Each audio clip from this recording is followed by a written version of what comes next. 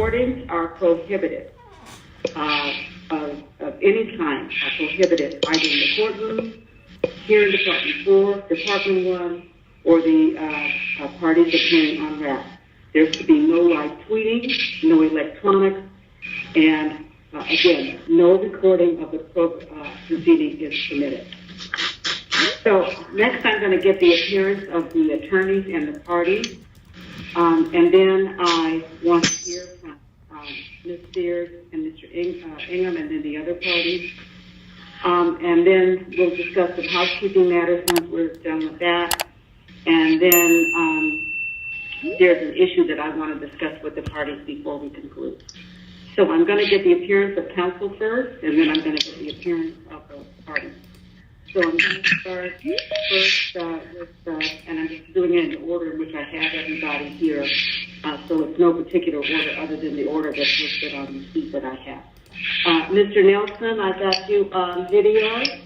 Yes, good afternoon, Your Honor. David Nelson of Loeb & Loeb, appearing as court-appointed co-counsel for Ms. Britney Spears. Thank you. And Ms. Weil, I got you on video, I believe. You do, Your Honor. Good afternoon.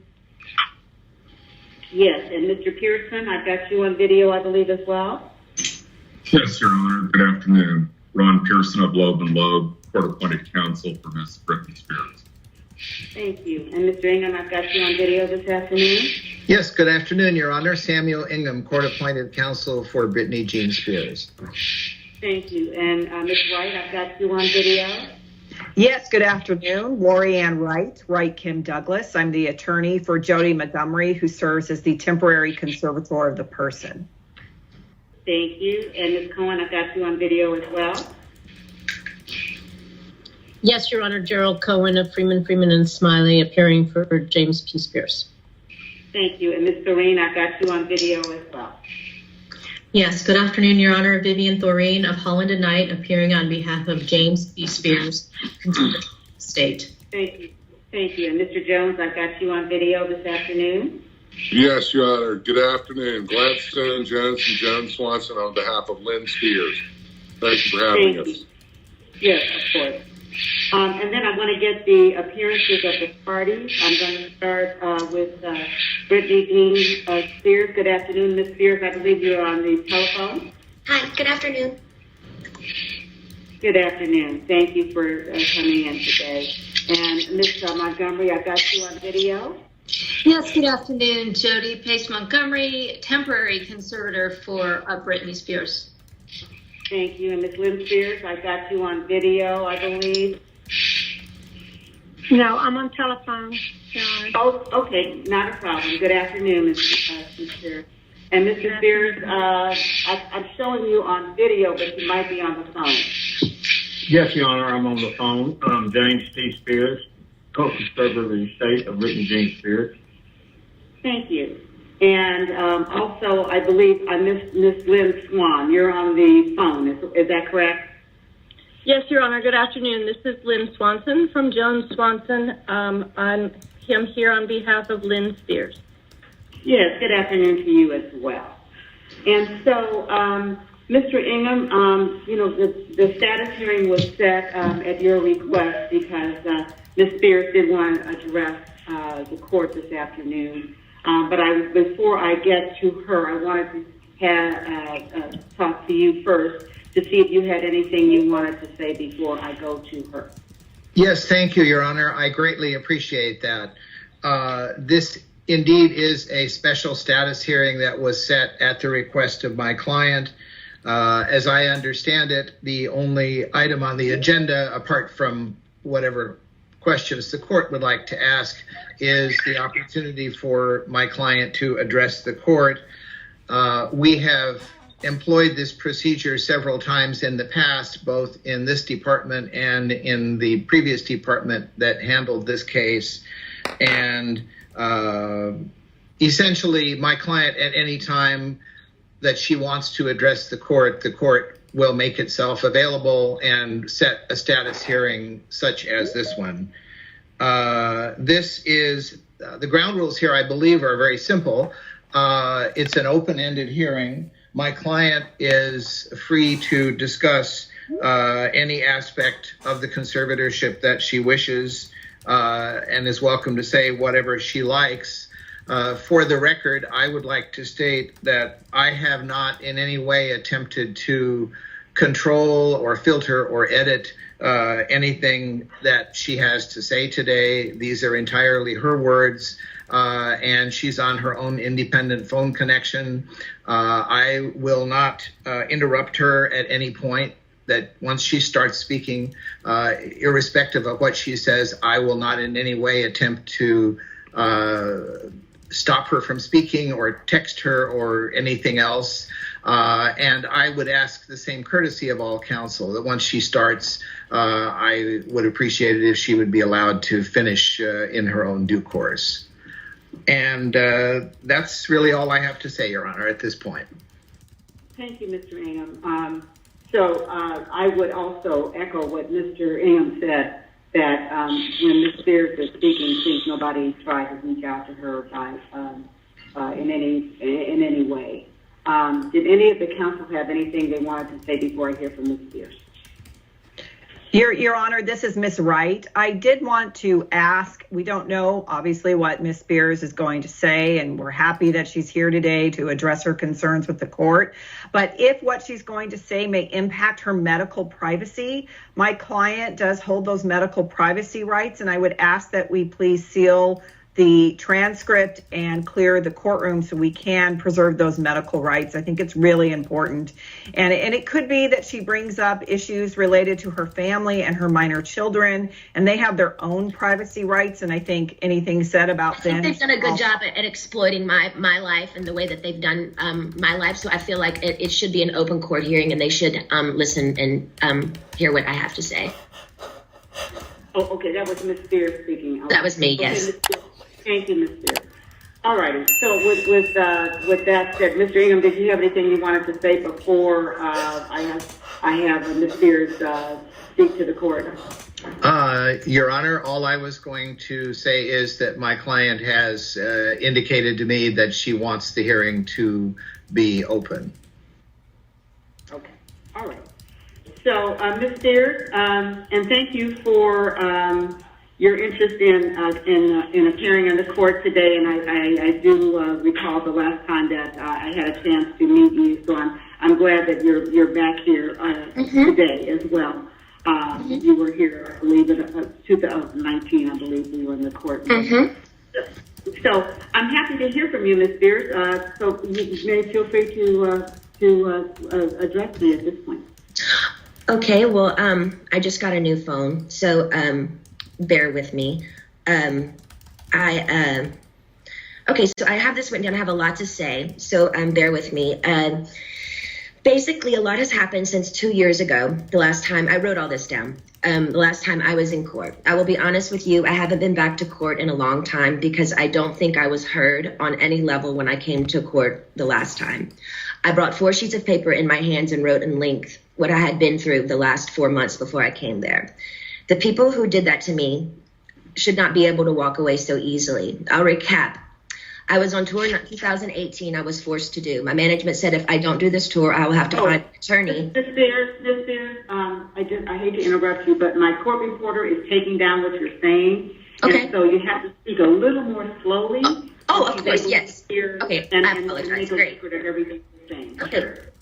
Now, the people who did this to me should not get away and to be able to walk away so easily. Recap. I was on tour in 2018. I was forced to do. My management said if I don't do this tour, I will have to find an attorney, and by contract, my own management could sue me if I didn't follow through with the tour. He handed me a sheet of paper as I got off the stage in Vegas and said I had to sign it. It was very threatening and scary, and with the conservatorship, I couldn't even get my own attorney, so out of fear, I went ahead and I did the tour. When I came off that tour, a new show in Las Vegas was supposed to take place. I started rehearsing early, but it was hard because I'd been doing Vegas for 4 years and I needed a break in between. But no, I was told this is the timeline and this is how it's going to go. I rehearsed 4 to 4 days a week, half of the time in the studio and half of the other time in a Westlake studio.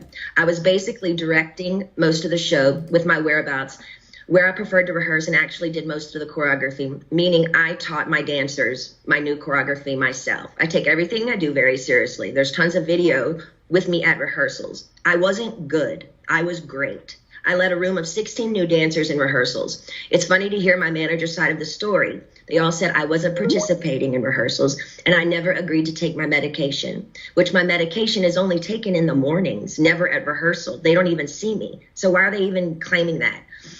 When I said no to one dance move into rehearsals, it was as if I planted a huge bomb somewhere. And I said, no, I don't want to do it this way. After that, my management and my dancers and my assistant of the new people that were supposed to do the new show all went into a room, shut the door, and didn't come out for at least 45 minutes. Ma'am, I'm not here to be anyone's slave. I can say no to a dance move.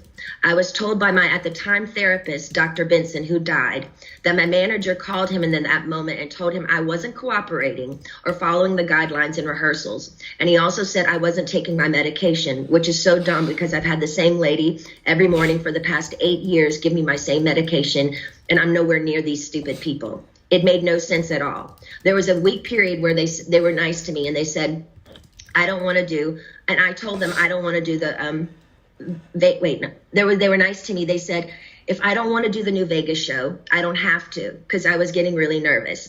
I said, I can wait. It was like, they told me I could wait. It was like lifting literally 200 pounds off of me when they said I don't have to do the show anymore, because I was really, really hard on myself and it was too much.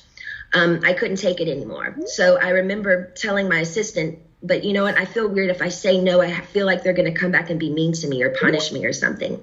3 days later, after I said no to Vegas, my therapist sat me down in a room and said he had a million phone calls about how I was not cooperating in rehearsals and I haven't been taking my medication.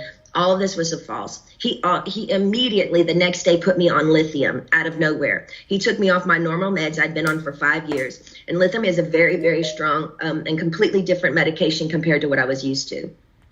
You can go mentally impaired if you take too much, if you stay on it longer than 5 months. But he put me on that and I felt drunk. I really couldn't even take up for myself. I couldn't even have a conversation with my mom or dad really about anything. I told them I was scared and my doctor had me on 6 different nurses with this new medication come to my home, stay with me, to monitor me on this new medication, which I never wanted to be on to begin with. There were 6 different nurses in my homes and they wouldn't let me get in my car to go anywhere for a month.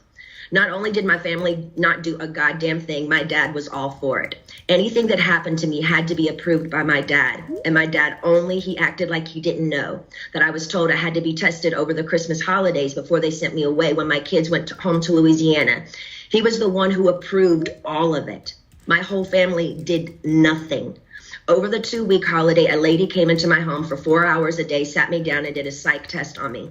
It took forever. But I was told I had to then, after that I got off, I was told I had to then, after I got a phone call from my dad saying, after I did the psych test with this lady, basically saying I had failed the test or whatever. I'm sorry, Brittany, you have to listen to your doctors. They are planning to send you to a small home in Beverly Hills to do a small rehab program that we're going to make up for you. You're going to pay $60,000 a month for this. I cried on the phone for an hour and he loved every minute of it. The control he had over someone as powerful as me, as he loved the control to hurt his own daughter 100,000%, he loved it. I packed my bags and went to that place. I worked 7 days a week, no days off, which in California, the only similar thing to this is called sex trafficking, making anyone work against their will, taking all their possessions away, credit card, cash, phone, passport card, and placing them in a home where they work with the people who live with them. They all lived in the house with me, the nurses, the 24/7 security. There was one chef that came there and cooked for me daily during the weekdays. They watched me changed every day, naked, morning, noon, and night. My body, I had no privacy door for my room. I gave 8 gallons of blood a week. If I didn't do any of my meetings and work from 8 to 6 at night, which is 10 hours a day, 7 days a week, no days off, I wouldn't be able to see my kids or my boyfriend. I never had a say in my schedule. They always told me I had to do this. And ma'am, I will tell you, sitting in a chair 10 hours a day, 7 days a week, it ain't fun. and especially when you can't walk out the front door. And that's why I'm telling you this again 2 years later. After I've lied and told the whole world I'm okay and I'm happy, it's a lie. I thought maybe I said that enough. Maybe I might become happy because I've been in denial. I've been in shock. I am traumatized. You know, fake it till you make it. But now I'm telling you the truth, okay? I'm not happy. I can't sleep. I'm so angry, it's insane, and I'm depressed. I cry every day, and the reason I'm telling you this is because I don't think how the state of California can have all this written in the court documents from the time I showed up and do absolutely nothing, just hire with my money another person to keep my dad on board. Ma'am, my dad and anyone involved in this conservatorship and my management who played a huge role in punishing at me when I said, no, ma'am, they should be in jail. Their cool tactics working for Miley Cyrus as she smokes on joints and stage at the VMAs. Nothing is ever done to this generation for doing wrong things. But my precious body, who's worked for my dad for the past fucking 13 years, trying to be so good and pretty, so perfect when he works me so hard, when I do everything I'm told in the state of California, allowed my ignorant father to take his own daughter, who only has a role with me if I work with him. They set back the whole course and allowed him to do that to me. That's given these people I've worked for way too much control. They also threatened me and said if I don't go, then I have to go to court. And it will be more embarrassing me if the judge publicly makes you go the evidence we have. You have to go. I was advised for my image, I need to go ahead and just go and get it over with. They said that to me. I don't even drink alcohol. I should drink alcohol, considering what they put my heart through. Also, the Bridges facility they sent me to, none of the kids, I was doing this program for 4 months. So the last 2 months I went to a Bridges facility. None of the kids there did the program. They never showed up for any of them. You didn't have to do anything if you didn't want to. How come they always made me go? How come I was always threatened by my dad and anybody that participated in this conservatorship? If I don't do this, what they tell me to enslave me to do, they're going to punish me. The last time I spoke to you by just keeping the conservatorship going and also keeping my dad in the loop made me feel like I was dead, like I didn't matter, like nothing had been done to me, like you thought I was lying or something. I'm telling you again because I'm not lying. I want to feel heard, and I'm telling you this again so maybe you can understand the depth and the degree and the damage that they did to me back then. I want changes, and I want changes going forward. I deserve changes. I was told I have to sit down and be evaluated again if I want to end the conservatorship. Ma'am, I didn't know I could petition the conservatorship to end it. I'm sorry for my ignorance, but I honestly didn't know that. But honestly, I don't think I owe anyone to be evaluated. I've done more than enough. I don't feel like I should even be in a room with anyone to offend me by trying to question my capacity of intelligence, whether I need to be in this stupid conservatorship or not. I've done more than enough. I don't owe these people anything, especially me, the one that has roofed and fed tons of people on tour on the road. It's embarrassing and demoralizing what I've been through, and that's the main reason. I've never said it openly. And mainly I didn't want to say it openly because I honestly didn't think anyone would believe me. To be honest with you, the Paris Hilton story on what they did to her to that school, I didn't believe any of it. I'm sorry, I'm an outsider, and I'll just be honest, I didn't believe it.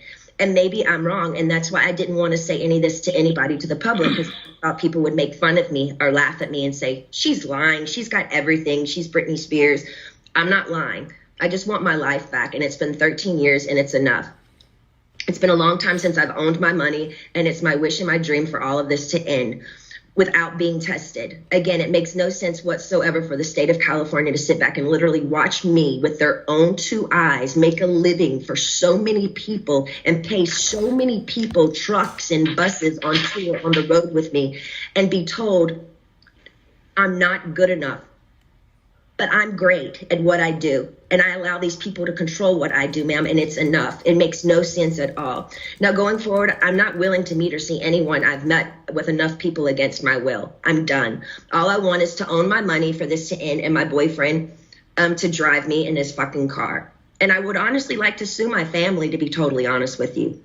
I also would like to be able to share my story with the world and what they did to me instead of it being a hush-hush secret to benefit all of them. I want to be able to be heard on what they did to me by making me keep this in for so long is not good for my heart. I've been so angry and I cry every day. It concerns me. I'm told I'm not allowed to expose the people who did this to me. For my sanity, I need you to the judge to approve me, do an interview where I can be heard on what they did to me. And actually, I have the right to use my voice and take up for myself. My attorney says I can't, it's not good. I can't let the public know anything they did to me. And by not saying anything is saying it's okay. I don't know what I said here. It's not okay. Actually, I don't want to interview. I'd much rather just have an open call to you for the press to hear, which I didn't know today we're doing. So thank you. Instead of having an interview, honestly, I need that to get it off my heart, the anger and all of it that's been happening. It's not fair they're telling me lies about me openly. Even my family, they do interviews to anyone they want on news stations, my own family doing interviews and talking about the situation and making me feel so stupid. And I can't say one thing. And my own people say I can't say anything. It's been 2 years. I want a recorded call to you. Actually, we're doing this now, which I didn't know that we were doing this. To the public who knows what they did to me. I told I know my lawyer, Sam, has been very scared for me to go forward because he's saying if I speak up, I'm being overworked in that facility of that rehab place. The rehab place will sue me. He told me I should keep it to myself, really. I would personally like to, actually, I know I've had grown with a personal relationship with Sam, my lawyer. I've been talking to him like 3 times a week now. We've kind of built a relationship, but I haven't really had the opportunity by my own self to actually handpick my own lawyer by myself. And I would like to be able to do that. I would like to also, the main reason why I'm here is because I want to end the conservatorship without having to be evaluated. I've done a lot of research, ma'am, and there's a lot of judges who do end conservatorships for people without them having to be evaluated all the time. The only times they don't is if a concerned family member says something's wrong with this person and otherwise. And considering my family has lived off my conservatorship for 13 years, I won't be surprised if one of them has something to say and go forward and say, we don't think this should end. We have to help her, especially if I get my fair served in turning, exposing what they did to me. Also, I want to speak to you about, at the moment, my obligations, which I personally don't think at the very moment I owe anybody anything. I have 3 meetings a week I have to attend no matter what. I just don't like feeling like I work for the people whom I pay. I don't like being told I have to no matter what, even if I'm sick. Jody, the conservator, says I have to see my coach Ken even when I'm sick. I would like to do 1 meeting a week with a therapist. I've never, even before they sent me to that place, had 2 therapy sessions. A therapy session and 1 therapy session with I have a doctor and then a therapy person. What I've been forced to do illegal in my life, I shouldn't be told I have to be available 3 times a week to these people I don't know. I'm talking to you today because I feel, again, yes, even Jody is starting to kind of take it too far with me. They have me going to therapy twice a week and a psychiatrist. I've never in the past they had me going, twice a week and Dr. Gold, so that's 3 times a week. I've never in the past had to see a therapist more than once a week. It takes too much out of me going to this man I don't know. Number 1, I'm scared of people. I don't trust people with what I've been through. And the clever setup of being in Westlake, one of the most exposed places in Westlake, which yesterday paparazzi showed me coming out of the place literally crying in therapy. It's embarrassing and it's demoralizing. I deserve privacy when I go. I deserve privacy when I go and have therapy, either at my home, like I've done for 8 years. They've always come to my home. Or when the Dr. Benson, the man that died, I went to a place similar to what I went to in Westlake, which was very exposed and really bad. Okay, so wait, where was I? In Westlake, it was identical to Dr. Benson, who died, the one who illegally, 100% abused me by the treatment he gave me too. And to be totally honest with you, I was so... Excuse me for interrupting you. But my reporter says if you could just slow down a little bit because she's trying to make sure she gets everything that you're saying. Okay, cool. And so that would be great. I have been through, and the clever setup in Westlake is identical to Dr. Benson, who died, the one who illegally, 100% abused me by the treatment he gave me. And to be totally honest with you, when he passed away, I got on my knees and thanked God. In other words, my team is pushing it with me again. I have trapped phobias being in small rooms because the trauma locking me up for 4 months in that place is not okay for them to send me, I'm going fast, to that small room like that twice a week with another new therapist I pay that I never even approved. I don't like it. I don't want to do that. and I haven't done anything wrong to deserve this treatment. It's not okay to force me to do anything I don't want to do. By law, Jody and this so-called team I should be able to sue them for threatening me and saying, if I don't go and do these meetings twice a week, we can't let you have your money and go to Maui on your vacations. You have to do what you're told for this program, and then you will be able to go. But it was very clever. They picked one of the most exposed places in Westlake, knowing I have the hot topic of the conservatorship, that over 5 paparazzis are going to show up and get me crying coming out of that place. I begged them to make sure that they did this at my home so I would have privacy. I deserve privacy. The whole conservatorship from the beginning, once the conservatorship from the beginning, once you see someone, whoever it is in the conservatorship, making them money and myself money and working, that whole statement right there, the conservatorship should end. There should be I shouldn't be in a conservatorship if I can work and provide money and work for myself and pay other people. It makes no sense. The laws need to change. What state allows people to own another person's money and account and threaten them and saying, you can't spend your money unless you do what we want you to do, and I'm paying them? Ma'am, I've worked since I was 17 years old. You have to understand how thin that is for me. Every morning I get up to know I can't go on somewhere unless I meet people I don't know every week in an office identical to the one where the therapist was very abusive to me. I truly believe this conservatorship is abusive. And then we can sit here all day and say, oh, conservatorships are here to help people. But ma'am, there's 1,000 conservatorships that are abusive as well. I don't feel like I can live a full life. I don't owe them to go see a man I don't know and share him my problems. I don't even believe in therapy. I always think you take it to God. I want to end the conservatorship without being evaluated. In the meantime, I want this therapist once a week. He can either come to my home. No, I just want him to come to my home. I'm not willing to go to Westlake and be embarrassed by all these paparazzi, these scummy paparazzi laughing at my faces while I'm crying, coming out and taking my pictures as all these white, nice dinners with people drinking wine at restaurants, watching me leave these places. They set me up by sending me to the most exposed places, and I told them I didn't want to go there because I knew paparazzi would show up there. They only gave me 2 options for therapists, and I'm not sure how you make your decisions, ma'am, but this is the only chance for me to talk to you for a while. I need your help. So if you can just kind of let me know where your head is. I don't really honestly know what to say, but my requests are just to end the conservatorship without being evaluated. I want a petition basically to end the conservatorship, but I want it to be petition to end it, but I don't want to be evaluated and be sat in a room with people 4 hours a day like they did me before. And they made it even worse for me after that happened. So I'm honestly new at this, and I'm doing research on all these things. I do know common sense and the method that things can end. For people, it has ended without them being evaluated. So I just want you to take that in consideration. I've also done research. Also took a year during COVID to get me any self-care methods during COVID. She said there were no services available. She's lying, ma'am. My mom went to the spa twice in Louisiana during COVID. For a year, I didn't have my nails done, no hairstyling and no massages, no acupuncture, nothing for a year. I saw the maids in my home each week with their nails done different each time. She made me feel like my dad does, very similar, her behavior and my dad, but just a different dynamic.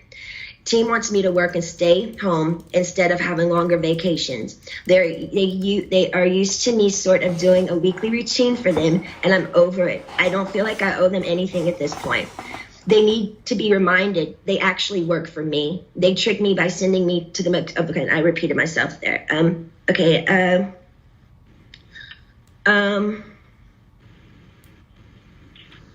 Also, I was supposed to be able to, I have a friend that I used to do AA meetings with. I did AA for 2 years. I have I did 3 meetings a week. I met a bunch of women there, and I'm not able to see my friends that live 8 minutes away from me, which I find extremely strange. I feel like they're making me feel like I live in a rehab program. This is my home.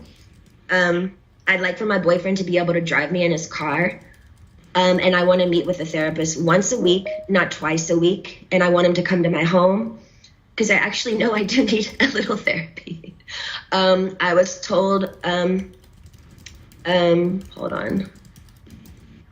I think that's, and I would like to progressively move forward, and I want to have the real deal. I want to be able to get married and have a baby. I was told right now in the conservatorship, I'm not able to get married or have a baby. I have a ID inside of myself right now, so I don't get pregnant. I wanted to take the ID out so I could start trying to have another baby, but this so-called team won't let me go to the doctor to take it out because they don't want me to have children, any more children. So basically this conservatorship is doing me way more harm than good. I deserve to have a life. I've worked my whole life. I deserve to have a 2 to 3 year break and just, do what I want to do.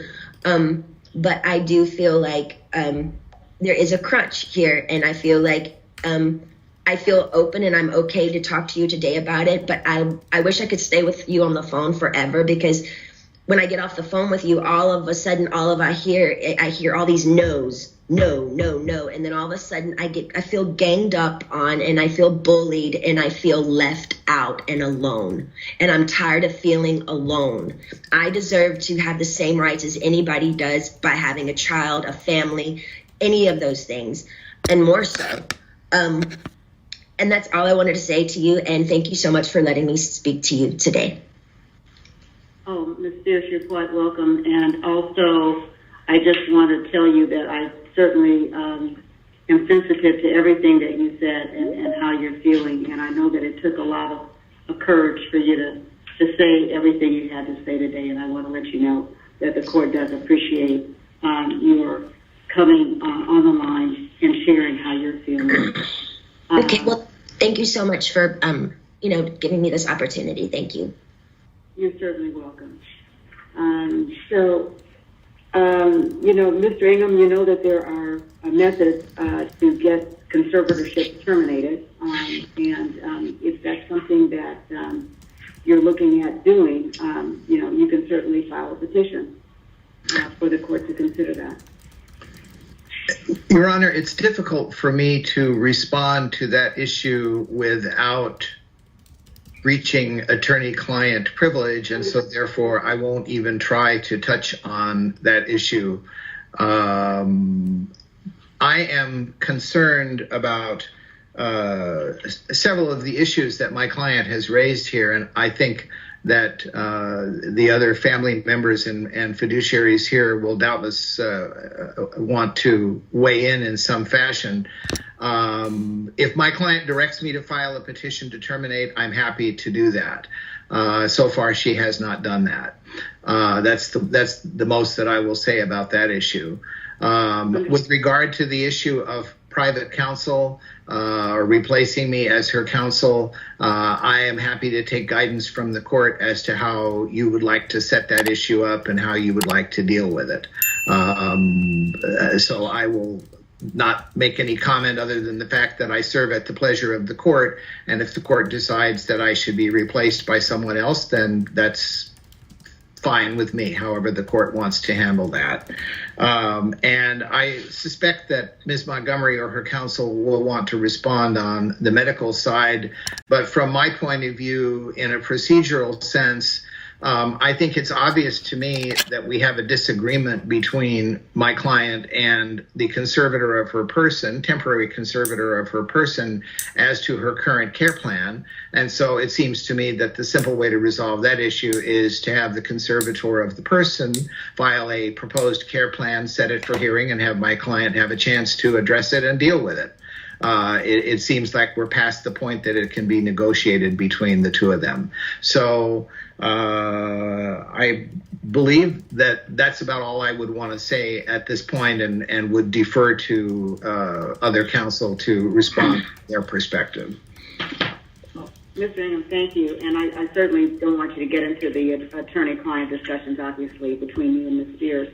You actually foreshadowed something that I made a note to myself about the issue about that Ms. Spears raised about the the treatment.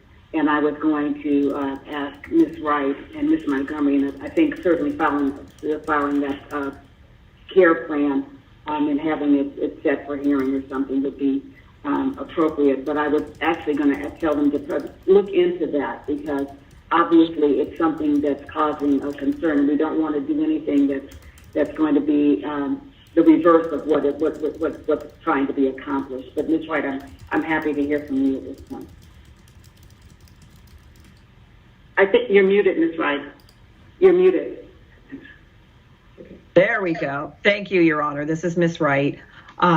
We certainly do have a different perspective on many of the issues and facts raised by Ms. Spears, but I don't think today is the appropriate forum to air those out. I do love this idea of a care plan. We are more than happy to put one together.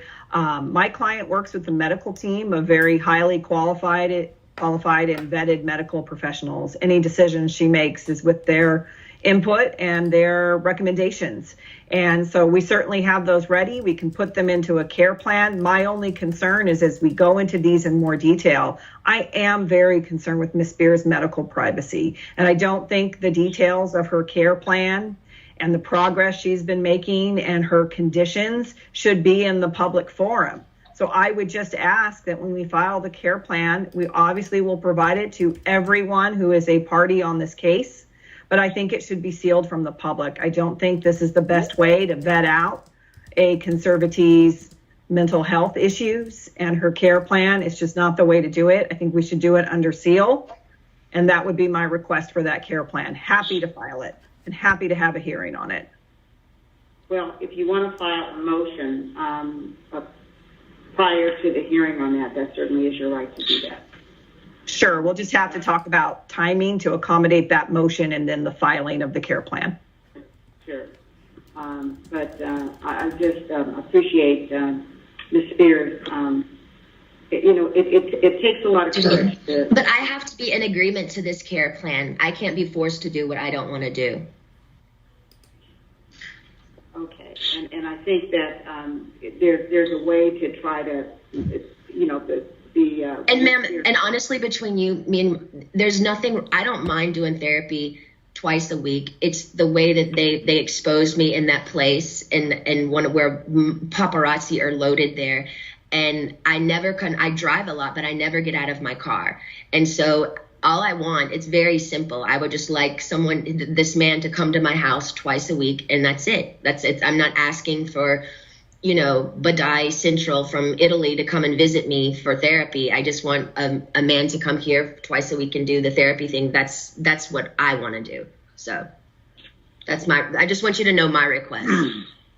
Okay, thank you, Ms. Spears. I appreciate that. And I believe both Ms. Wright and Ms. Montgomery are nodding their heads, and so they're hearing what you're saying. Okay. Do any other counsel have anything that they want to add this afternoon? Your Honor, I do. It's Glad Jones on behalf of Ms. Lynn Spears. Go ahead, please, sir. Thank you, Your Honor. Thank you for having us. Your Honor, I first want to say that obviously that was very courageous of the conservatee, Ms. Spears.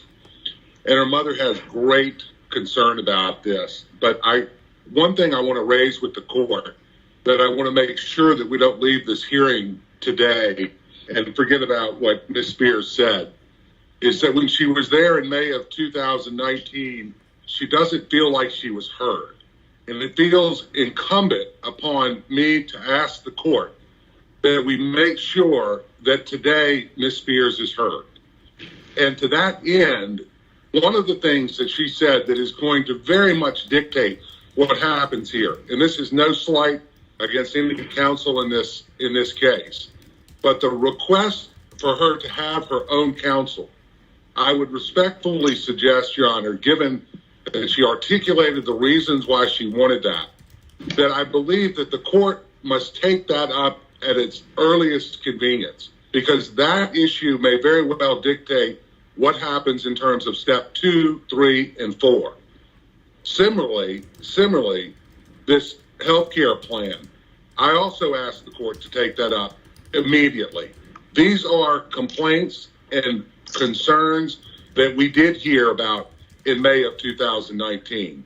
Today is the day, while the world watches and listens to Ms. Spears, is the day that we respectfully request that this court put an action plan at the Los Angeles Superior Court in place to provide the relief that Ms. Spears is so asking for in this hearing. That is critical. That is her mother's request. That is what we respectfully ask the court, that we not leave this proceeding without having dates to move forward on these basic requests that may have an impact on this conservatorship. Thank you, Your Honor. Thank you, sir. Any other counsel have anything they want to say? Your Honor, Vivian Thoreen. Yes. Your Honor, thank you, Your Honor. I appreciate Ms. Spears' comments and the courage it took her to make the remarks to the court. I would like to request a brief recess so that I may consult with my client. There may be issues that I would like to respond to, but given the amount of testimony provided, I would like to request a recess so that I can consult with my client. Okay, I think that's reasonable. So we can take a recess. We can take a recess till 5:03. That'll give about 20 minutes, and that'll give us staff a chance also to have a brief break, and then we can reconvene. Thank you, Your Honor. Thank you, Your Honor. Thank you.